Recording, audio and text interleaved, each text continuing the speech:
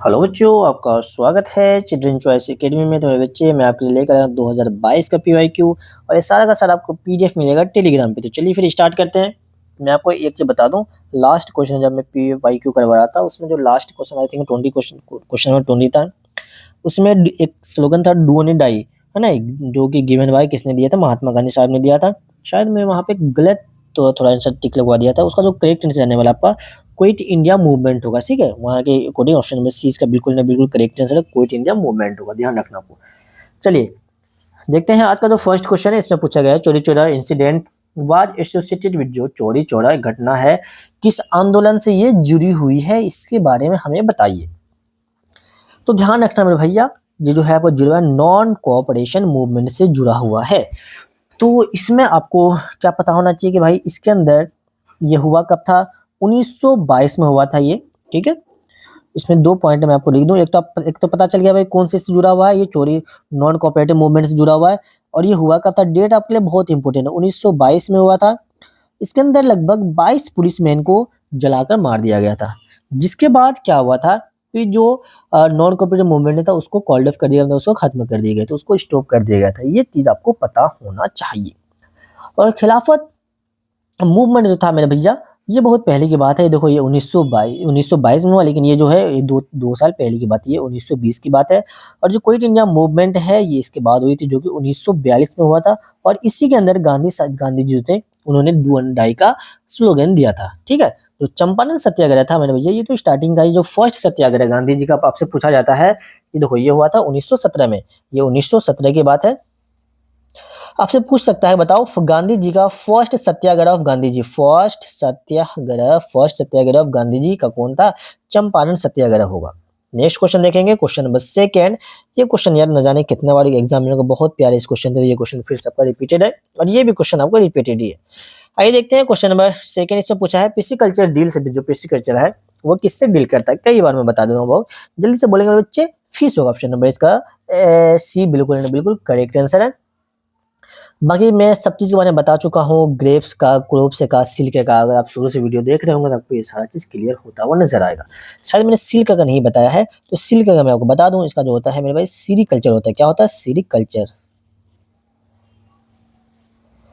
आइए देखते हैं क्वेश्चन नंबर 3। इसमें पूछा गया है which of the following is a famous bird sanctuary, इसमें से कौन सा फेमस बर्ड सेंचुरी है, कौन सा है भैया, भरतपुर सेंचुरी है, जो कि बहुत ही फेमस है। ऑप्शन नंबर डी, ऑप्शन के अकॉर्डिंग यहाँ पर करेक्ट आंसर जाने वाला है।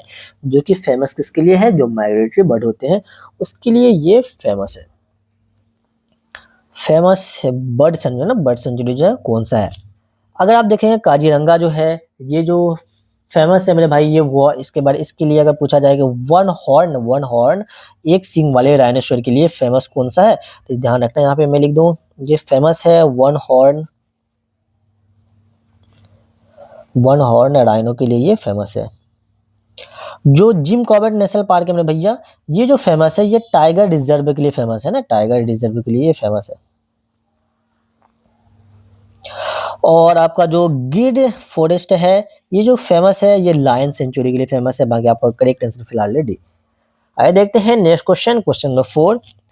History of British India was written by, जो हिस्ट्री ऑफ ब्रिटिश इंडिया है किसने लिखा है इसे, तो इसे लिखने वाले कौन थे, जेम्स मिल थे। जो मैं आपका फर्स्ट वीडियो है ना उसमें ही मैं आपको बताया, वन शॉट जो वीडियो आपको चल रहा है उसमें मैंने क्लियर सारी चीजें की है। तो इन्होंने किसने लिखा था, जेम्स मिल ने लिखा था। अगर आप देखेंगे चार्ल्स डार्विन, तो इस सब के बारे में फिलहाल आपको, वेरन हेस्टिंग के बारे में आपको बस पता होना चाहिए। ये जो थे मेरे भैया ये फर्स्ट गवर्नर जनरल थे, ये इसके बारे में आपको क्या पता होना चाहिए, ये क्वेश्चन आपके एग्जाम में शायद कि पूछा गया है। ये फर्स्ट गवर्नर जनरल थे, फर्स्ट गवर्नर जनरल। आइए देखते हैं क्वेश्चन नंबर 5। इसमें पूछा गया है the second battle of Panipat किसके किसके बीच हुआ था, सेकेंड बैटल ऑफ पानीपत। तो ध्यान रखना है अकबर एंड हिमू के बीच हुआ था, अकबर एंड हिमू। सो आपका करेक्ट आंसर जाने वाला है option number C, Akbar and Hemu के बीच में हुआ था। बाबर वर्सेस लोधी, इब्राहिम लोधी, इसका जो आपका हुआ था, इसको आप बोल सकते हैं कि ये आपका है, सॉरी ये सेकंड है ना। तो अगर आपसे देखो यहाँ पे फर्स्ट अगर पूछता तो फर्स्ट आपका था इनके बीच, है ना, बाबर एंड इब्राहिम लोधी के बीच जो बैटल हुआ था उसको हम फर्स्ट पानीपत कहते हैं, ये आपका फर्स्ट है। और इसका आपको डेट अगर आप मैं लिख दूँ, ये 1526 के करीब हुआ था। और ये जो हुआ था मेरे भैया, ये जो सेकंड हुआ था, इसका अगर डेट अगर मैं आपको जहाँ तक मुझे याद आ रहा है, आई थिंक ये 1556 में हुआ था, सेकंड पानीपत हुआ था। और आपका भाई अहमद शाह और मराठास के बीच जो हुआ था, ये थर्ड था। ये कौन-सा भाई? थर्ड था, आपको बस याद रखना। जो फर्स्ट था, वो अकबर एंड हुमायूँ के बीच था। आपसे कल को सेकंड पूछ सकता है। सेकंड था मेरे भैया बाबर क्या है? बाबर एंड इब्राहिम लोदी के बीच था। थर्ड जो था, वो अहमद शाह अब्दाली एंड मराठा के बीच में हुआ था। और इसका अगर मैं आपको डेट लिख दूँ, तो डेट हो जाएगा 1761 में ये चीज़ हुई थी।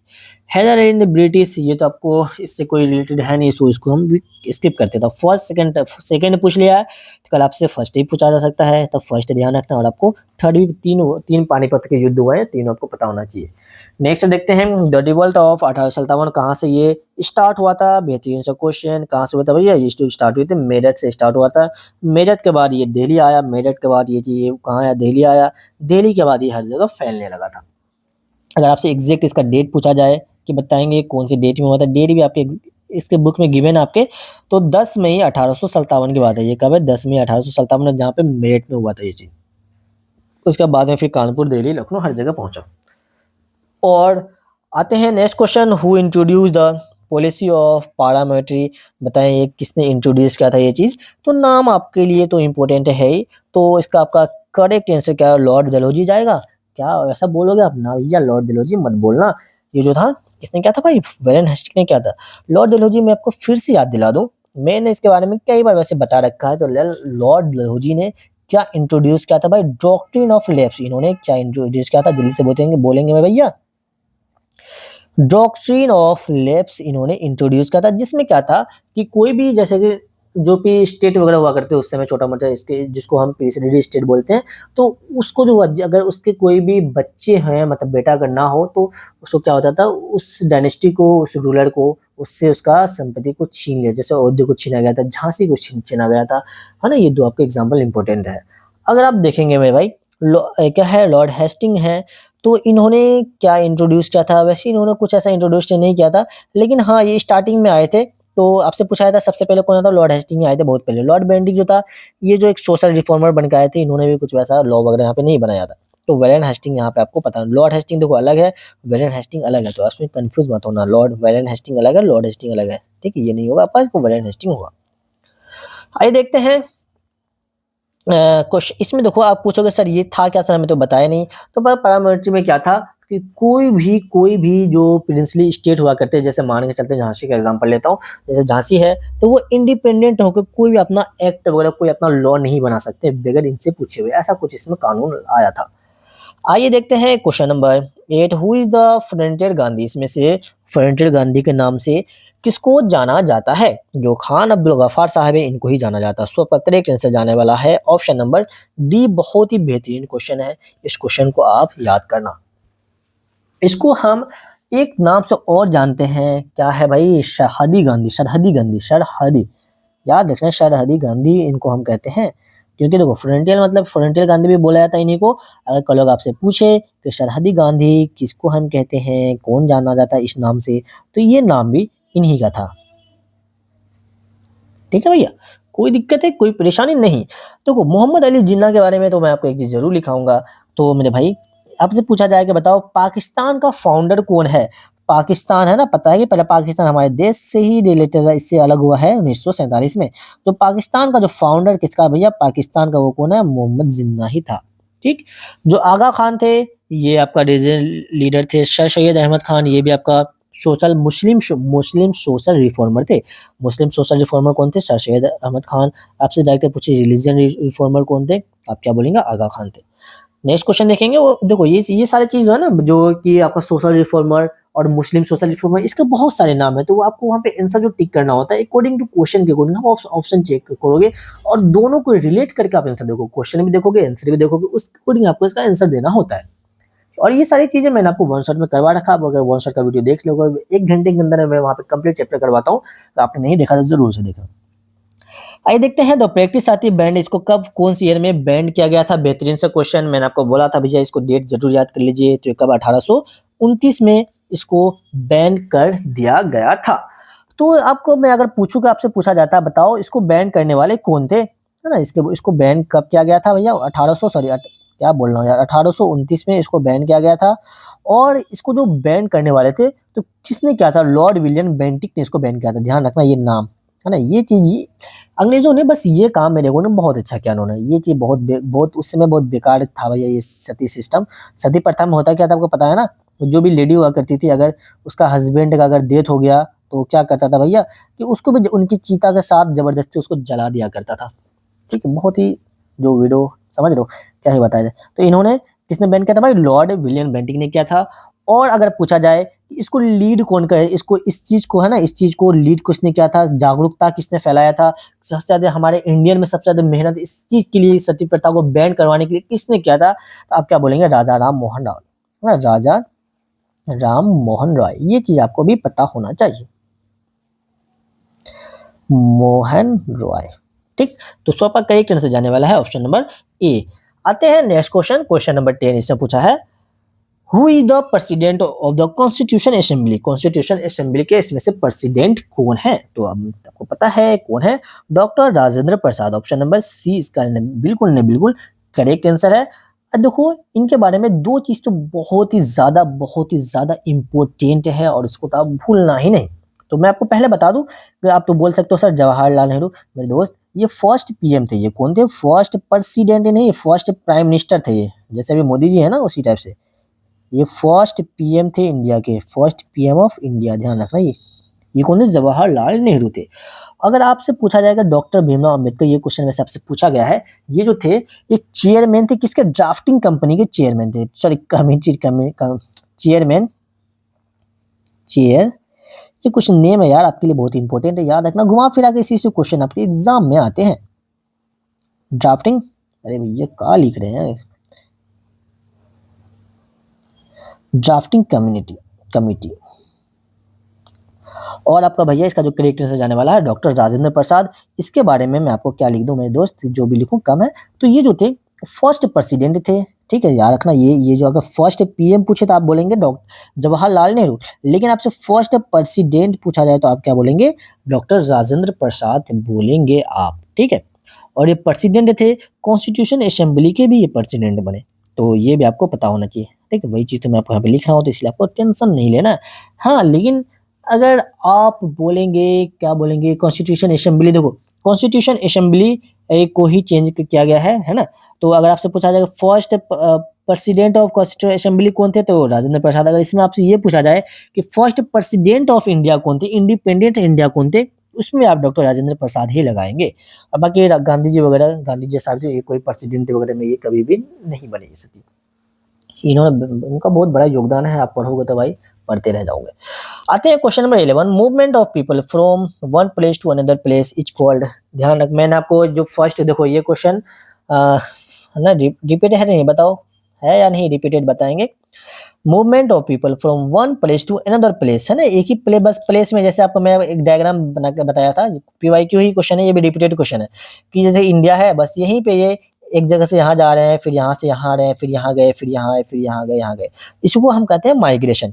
और देखो इमाइग्रेशन क्या है ना, जो टेम्पोररी मूवमेंट है। लेकिन भाई अगर आप किसी कंट्री में जा रहे हो, किसी कंट्री में एंट्री ले, उसको इमाइग्रेशन, किसी कंट्री से एग्जिट, उसको इमाइग्रेशन कहते हैं। ठीक, अब ग्रोथ रेट क्या है भैया? ग्रोथ रेट क्या बोलोगे? जो पॉपुलेशन इंक्रीज हो रहा है उसको ग्रोथ रेट कहेंगे। तो एक नेक्स्ट क्वेश्चन देखिए, question number 12। Only of fresh water available and fit in human, बताएं कितना परसेंट फ्रेश वाटर अवेलेबल है, फिट, है ना। फ्रेश वाटर पूछा, ध्यान रखना, सिर्फ वाटर नहीं पूछा, फ्रेश वाटर पूछा है, फ्रेश वाटर। तो फ्रेश वाटर अगर पूछा जाए तो बस 1% अवेलेबल है भैया, बस 1%। इसीलिए कहते हैं कि आपको पानी वगैरह थोड़ा सा सोच समझ के आपको यूज करना चाहिए। और 97% जो है वो साल्टी वाटर है। पूछा जाएगा साल्टी वाटर कितना है, आप क्या बोलेंगे? ये साल्टी वाटर है, ये साल्टी वाटर है 97%। आते हैं क्वेश्चन नंबर 13। तो इसमें देखते हैं, पूछा petroleum is referred black gold, black क्यों उसको ब्लैक गोल्ड कहा जाता है? आप इसको खुद भी आंसर इसका दे सकते हैं। बताएंगे पेट्रोलियम को ब्लैक गोल्ड क्यों कहा जाता है? बिकॉज क्योंकि इसका कलर ब्लैक होता है, इस वजह से ब्लैक कहेंगे ना भैया, ये तो कोई वजह ही नहीं है। क्या कोई ब्लैक है तो उसको ब्लैक गोल्ड कहोगे तुम? नहीं नहीं नहीं। क्या ये, अरे भैया येलो ब्लैक में से कहाँ जमीन आसमान, क्योंकि ये बहुत ही ज्यादा इसका मूल्यवान है, इस वजह से इसको हम ब्लैक गोल्ड कहते हैं। क्योंकि देखो जो सोना है तो वो बहुत ही ज़्यादा महँगा बिकता है ना, इसी वजह से अब जो कोयला है तो वो तो भाई जो आपका पेट्रोलियम है कहने को ब्लैक दिखता नहीं है, क्योंकि वो सोना से उसको कंपेयर किया जाता है, इसी वजह से उसको हम ब्लैक गोल्ड कहते हैं। ठीक है? आई होप कि आपको ये समझ में आया होगा। नेक्स्ट क्वेश्चन देखेंगे, क्वेश्चन नंबर 14। इस क्वेश्चन में मेरे दोस्त से पूछा गया है, major industrial region are located near, बताएंगे सबसे ज्यादा जो इंडस्ट्री है वो कहाँ पे लोकेटेड होता है। तो आपको क्या लगता है, डिजर्ट एरिया में लोकेटेड हो सकता है? ये नॉर्मल क्वेश्चन आप दिमाग लगा के यहाँ पे बता सकते हैं। देखो, जो इंडस्ट्री वगैरह है वो ज्यादातर वहीं पे लोकेटेड होते हैं जहाँ पे कि उसको रॉ मटेरियल इजीली मिल जाए, और किसी भी इंडस्ट्री के लिए सबसे अच्छा जगह होता है समुद्री जगह सबसे बेस्ट होता है, बिकॉज वहाँ पे उसको पानी लेना आसान होता है। वहाँ से जो भी उसका जो भी डस्ट वगैरह होता है, जो भी पॉल्यूशन होता है, जो भी उसका है ना वेस्ट प्रोडक्ट होता है, उसको समुद्र के अंदर डीप करना आसान होता है। मेन चीज़ यही है। तो इसी वजह से ये समुद्र के किनारे आपको ज़्यादा देखने को मिलेगा। सो आपका करेक्ट आंसर जाने वाला है ऑप्शन नंबर डी। जैसे आप एग्जांपल देख सकते हो, मुंबई देख सकते हो, कोलकाता देख सकते हो, चेन्नई देख सकते हो। ये सब में देखेंगे तो बहुत ज़्यादा इंडस्ट्री है, क्योंकि वहाँ पे सी रीजन ज़्यादा होता है। नेक्स्ट क्वेश्चन देखिए, क्वेश्चन नंबर 15, आसान सा क्वेश्चन कि sex ratio is defined as a number of female. जो सेक्स रेशियो है उसके अंदर मतलब कि पर कितना कितना पर मतलब क्या होता है, फीमेल का कंपेयर किया गया मेल से बताएंगे। तो कितना पर लाख में उसका रेशियो निकल आया था? नहीं भैया, ये तो पर थाउजेंड में निकला जाता है। कितने में? पर थाउजेंड में निकाला जाता है। ध्यान रखना, पर थाउजेंड, लाख 100 मत बोलना, लाख करोड़ तो कोई बात ही नहीं है। 100 भी नहीं बोलना भैया, थाउजेंड बोलना, इतना भी कम नहीं करना है। पर थाउजेंड मेल होगा करेक्ट आंसर। आइए देखते हैं नेक्स्ट क्वेश्चन, क्वेश्चन नंबर 16। इसमें पूछा गया सेक्युलरिज्म जो होता है वो किस चीज में रेफर करता है। भाई ये चीज मैं आपको क्लियर कर चुका था। देखो ये भी आपका क्या है, रिपीटेड क्वेश्चन है। किसी भी रीजन, किसी भी स्टेट का अगर उसके रिलीजन के बेसिस पे, मतलब रिलीजन के धर्म के बेसिस पे अगर उसको सेपरेट किया जाता है, वही आपका कहा जाता है सेक्युलरिज्म, है ना, वही आपका क्या कहलाता है, सेक्युलरिज्म कहलाया जाता है। और राइट ऑफ फ्रीडम फंडामेंटल का पार्ट है। अब मिक्सिंग रिलीजन स्टेट, भैया ये तो कुछ है ही नहीं है, रिलीजन ये कुछ मसला इसका नहीं है। चलिए देखते हैं नेक्स्ट क्वेश्चन, क्वेश्चन नंबर 17। इसमें मेरे दोस्त से पूछा गया है, which fundamental right can not be suspended even during emergency. कौन सा मौलिक अधिकार आपातकालीन में नहीं किए जा सकते। तो वो इमरजेंसी कंडीशन जो होता है ना, उसमें जो होता है बहुत से जो होते हैं फंडामेंटल राइट उसको सस्पेंड कर दिया जाता है। लेकिन कुछ ऐसे भी फंडामेंटल राइट है जिसको आप सस्पेंड नहीं कर सकते हो। ठीक, जैसे कि देखो फ्रीडम ऑफ स्पीच, इसको भी सस्पेंड कर दिया जाता है। देखो फ्रीडम ऑफ स्पीच हमारा फंडामेंटल राइट है, लेकिन इसको हम इमरजेंसी कंडीशन में ये आपके लिए लागू नहीं होता है। इक्विलिटी भी लागू नहीं होता है, लेकिन फ्रीडम ऑफ रिलीजन भी लागू नहीं होता है। लेकिन मेरे भाई जो right of life and personal liberty, ये हमेशा न हमेशा लागू रहता है, चाहे इमरजेंसी कंडीशन हो या इमरजेंसी कंडीशन नहीं हो। तो इसके बारे में एक चीज तो मैं आपको फिर जरूर बताऊंगा, ऑलरेडी मैंने बता रखा है। इसका जिक्र कौन सा आर्टिकल में हुआ है, ये चीज कौन से आर्टिकल में कहा गया है, तो आपको याद रखना है आर्टिकल नंबर 21 में ये चीज कहा गया है। आइए देखते हैं क्वेश्चन नंबर 18। इसमें देखोगे मैं भैया, इंडियन नेशनल कांग्रेस पार्टी का कब ये फाउंड किया गया था, कब इसका होता ना, ये 1885 में हुआ था। इसका करेक्ट आंसर जाने वाला है ऑप्शन नंबर 20 का बिल्कुल करेक्ट आंसर है। तो मेरे दोस्त, आपको इंडियन नेशनल कांग्रेस के बारे में 2-3 पॉइंट आपको तो पता होना चाहिए। ऑलरेडी ये सारी चीजें मैंने डिस्कस कहाँ पे कर रखा है भाई, वन शॉर्ट लेक्चर में ऑलरेडी ये सारी चीजें इंक्लूडेड है। तो सबसे पहले आपको डेट पता होना चाहिए, ये कब हुआ था मैंने भाई। इसका फाउंड जो हुआ था, इसका स्थापना 1885 में हुई थी। और इसको करने वाला एक ब्रिटिश है ना, ब्रिटिश सिविल सर्वेंट थे। उसका आपको नाम पता होना चाहिए, एओ ह्यूम। ये भी नाम आपसे डायरेक्ट पूछा जाता है, एओ ह्यूम। आपको इसको शॉर्ट में बोलते हैं, डायरेक्ट ये क्वेश्चन आपसे पूछा है, ह्यूम आप देख के टिक लगा देंगे। और मेरे भाई इसमें आपको एक पॉइंट और पता होना चाहिए, जो मतलब कि फ्रीडम स्ट्रगल जो इंडिया का था। देखो 1850 से, मतलब इससे हमारा देश गुलाम था, इंडिया का ना, ब्रिटिश का गुलाम था।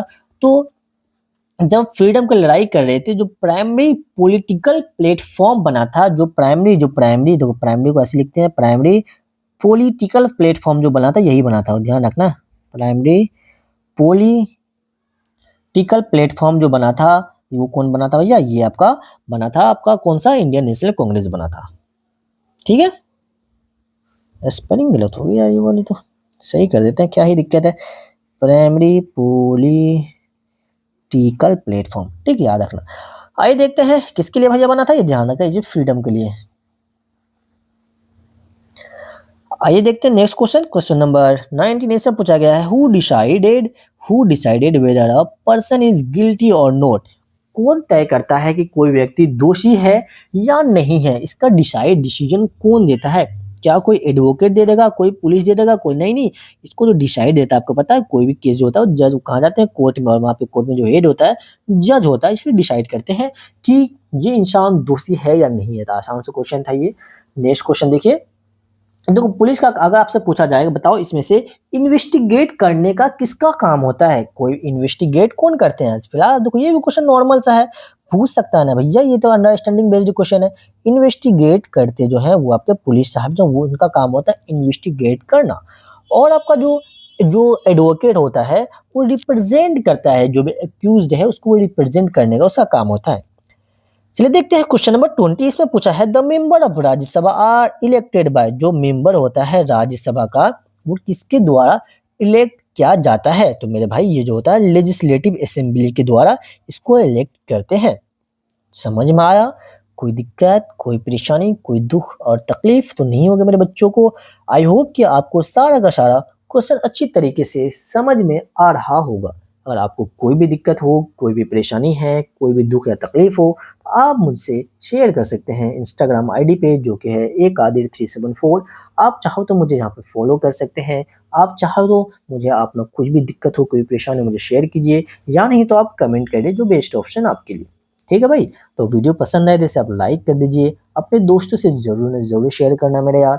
और आप चैनल पर फर्स्ट टाइम आए जैसे आप सब्सक्राइब करना मत भूलिए। ठीक है मेरे भाई? तो आप सब्सक्राइब कर लीजिए ताकि आपको नोटिफिकेशन मिलता रहे।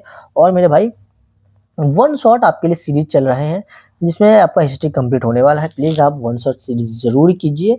उसमें मैं आपको कंप्लीट सिलेबस करवाऊंगा। 1 घंटे के अंदर मैं आपको एक चैप्टर कंप्लीट करवाता हूँ। ए टू जेड थ्योरी है, फुल्ली एनसीईआरटी बेस्ड। आप जितने भी क्वेश्चन पीवाई को करवा रहे हैं, ये सारा का सारा क्वेश्चन इवन की एक लेवल अप में करवाता हूँ। वहाँ पे आपको अवेलेबल मिल जाएगा। कहाँ पे? यूट्यूब चैनल पे प्लेलिस्ट बना हुआ है, वन शॉट क्रैश कोर्स से नाम से चल रहे हैं। तो आप उसे ज़रूर देखिएगा। मैं उसका लिंक आपको डिस्क्रिप्शन में आप मिल जाएगा। क्रैश कोर्स से नाम से प्लेलिस्ट बना हुआ, आप ज़रूर चेक कीजिएगा। ठीक है? तो चलिए फिर मिलते हैं नेक्स्ट वीडियो में। तब तक के लिए ओके बाय। अपना ख्याल रखिए और अच्छे से पढ़ते रहिए। कोई भी दिक्कत, कोई परेशानी, कोई दुख तकलीफ हो तो आप हमें ज़रूर शेयर कीजिए।